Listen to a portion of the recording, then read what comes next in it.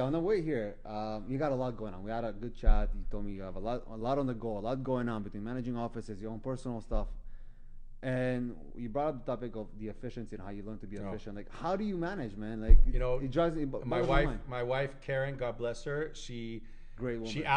she asks me this all the time. We're taking on a new project, and she says, do you have the bandwidth to be able to handle it? And I said, you know what, like we'll create it. Look, this isn't me. There's a lot of people that have a lot going on, I assure you. Yeah. My kids are older. I'm not babysitting. I'm not breastfeeding anymore. Like there's everybody has different parts of their life. You're laughing because that was a good one, right? She was doing that. Yeah, right? I know she was doing that. But everybody has, everybody's got a lot going on. And for me, it comes down to a lot of, I trained myself a long time ago. I deal with things immediately. There's never like putting stuff off. And a lot of us are built the same way. And we don't realize that what we're doing is actually making us more efficient. But then when you finally do realize it, you're on top of it even more. Like, within seconds of me getting a call or an email or whatever it might be, I am there within seconds, minutes. I get an email. Jonathan's up in the middle of the night at 3:00 in the morning. This was like 2 weeks ago. And he sends me an email at 3:00 in the morning. I don't know if he was just before going to bed or just before waking up, but he sends an email to me at 3:00 in the morning. I just happened to get up to pee. At my age, you got to do that.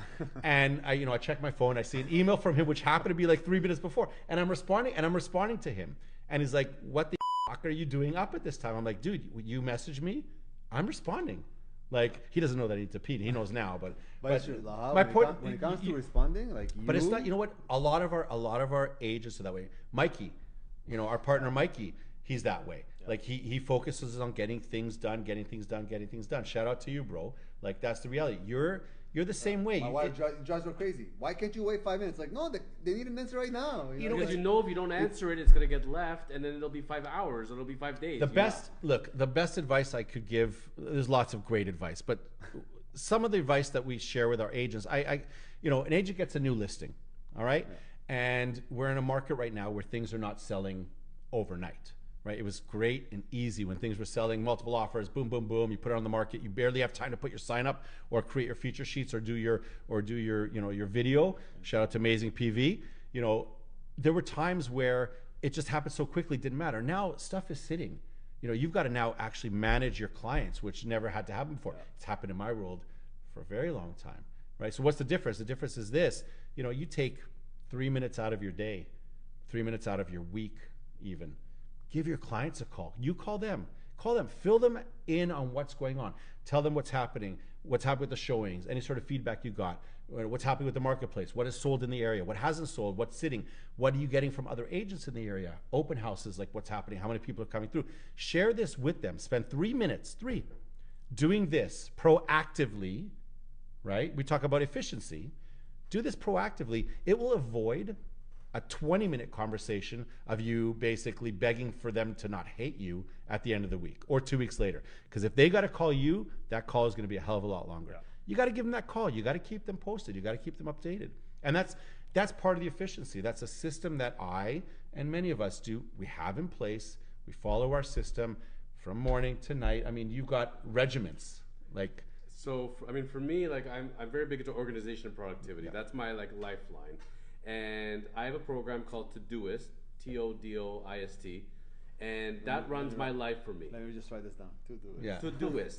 And every single thing I need to do in my life, from going to the grocery store, getting a haircut, to working on files, to following up on whatever, it's all in there. Literally, it does all my things. Wait, you still get haircuts? I do.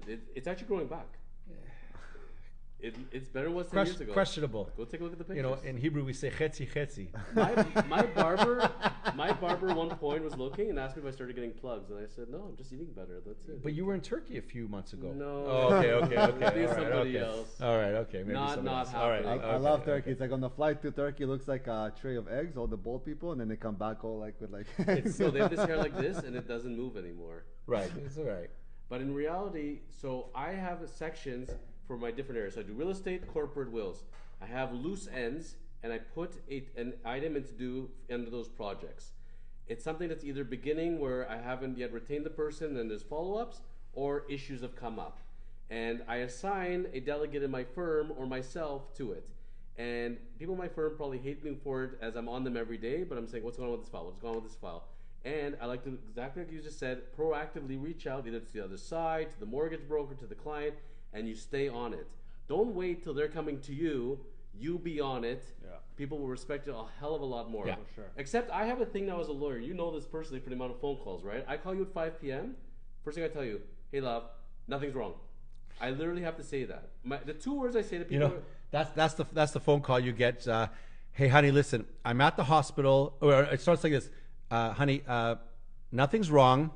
I got into an accident. Or honey, nothing's wrong.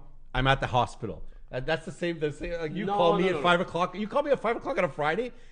I'm like, oh man. Everybody is. I And know. then so I literally say, nothing's wrong. Just call me. And then they're relieved.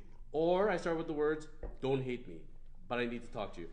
I was in Florida, and he calls me, and I'm like, I'm playing along with him. He's like, bro, I'm so sorry I didn't make it to your office training today. I'm in Florida. We didn't have training. He moved to Vaughan. I'm so sorry I wasn't there. I apologize. You know, I tried, and I apologize. In my head, I'm like, I wasn't there either. But he doesn't tell me this for 10 minutes. I see. And then he keeps going. I'm like, Johnny, you know I love you, but I'm in Florida. It's like, what the heck? Like, But you know what? listen to me. This actually shows you. This actually shows you the personality of it, No, for because sure. he like Jonathan. I'll even cheer you for that, 'cause you know what? So Jonathan. Okay, so to Jonathan's point, he also has a lot going on. We are one office of many that he basically is.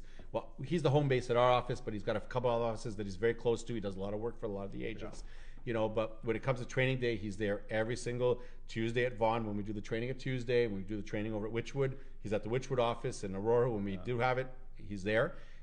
You know, the one time he doesn't have to make it, he's calling me the night before, messaging me. He's messaging me in the morning. Sorry, man, I wish I could be there. You know, and he's messaging me after saying, how did training go? What did I miss? You know, so you When don't. it comes to support, Johnny, honestly, I'll give him all the credit in the world. When he's the one guy who will support you from A to Z. Like, Okay. it's unbelievable. Give me the $100. Let's talk. But let's talk. We're gonna share this for later. Let's talk though like based on being realtors, lawyers. Yeah. What I tell my staff, and I'm sure you tell people the same thing. People has mistaken, I think that I do real estate for a living. I said no. You are in the relationship business. You are in the 100%. communication business, and your job is to get your communication out and build relationships. That's it. You could be selling widgets. It doesn't matter. But that's why most people fall in our industries, because they just rely that clients or customers will just be there. No, you have to be on your stuff, and you have to stay incommunicado. Customers will not. Clients will not always be there.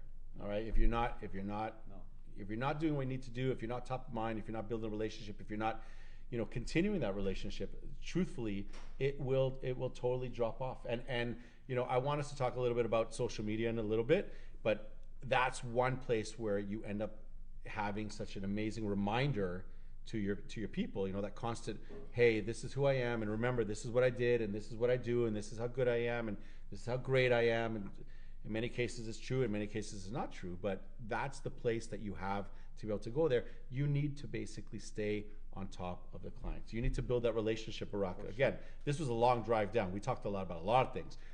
That relationship building, you said that, which 9 years in the business, you learned from some really good people, and you realize that focus on the relationship, and everything else will come, because then it becomes organic, it becomes real. When you really want to help somebody, Mikey, again, Mikey, he does this thing where he basically will talk to his clients and have them understand that he's treating this property like as if it was his. I do the same thing. Right? When I'm going to try to get that extra 15, 20, or 5,000 or 20,000 or 90, whatever the amount is, I'm squeezing every single penny out. It's as if I was doing it for myself. For sure. Right? I'm not going to lay back. I'm not going to lay back and if I can get an extra for myself personally, if I can get an extra thousands of dollars, whatever that number is, I'm going to do it. I'm not going to turn the page around and say, take the deal. It's a good deal. I have no interest in that. If I can squeeze a little bit more out, that's what the agents need to recognize. They need to recognize this is about the future. This is about the referrals. This is about the relationship, right? Like your world is the same thing. Do you have a lawyer? Do you have a lawyer? Like who they need to refer you? Do you have a lawyer? You're segueing exactly the point I was going to tell you. If we're going to talk about where people f up the most as far as marketing, as far as building relationships, I'll tell you where. Because we can agree that if you're successful as a professional, especially in our industries, it's all word of mouth, right? But when you get that introduction, I don't like the word referral, we use introduction. So you get introduced to somebody. That has a different connotation, right? I don't care how busy you are while you're finishing up with that new introduction.